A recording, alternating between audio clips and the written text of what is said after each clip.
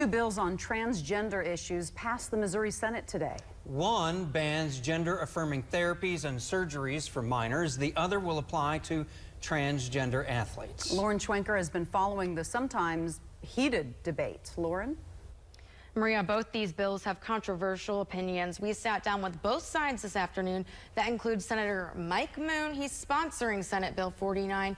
There's an organization called Promo. We also spoke to them, and they're advocating for LGBTQ equality.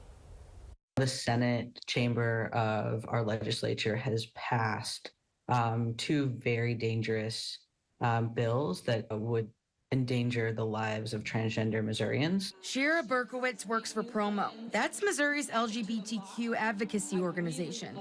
They are doing everything in their power to fight anti-trans bills. I think this whole legislative session has been very anxiety-driven and has caused a lot of anger in our community. Senate Bill 49 bans gender-affirming therapies and surgeries for minors. It's also known as the Missouri Save Adolescents from Experimentation, or SAFE Act. They're cutting off body parts and putting chemicals in these bodies that are actually poisoning the kids. That's Missouri Senator Mike Moon, who is sponsoring Senate Bill 49.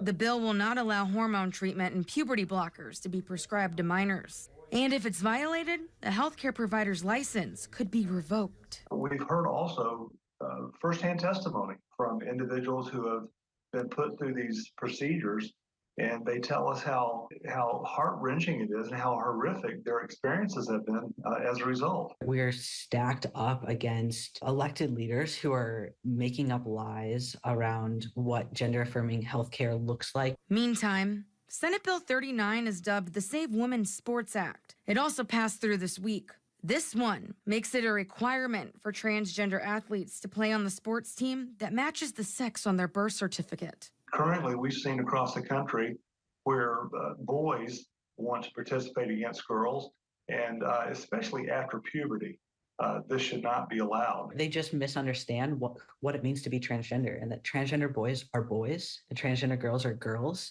and there are not men playing sports on women's teams or women playing sports on men's teams.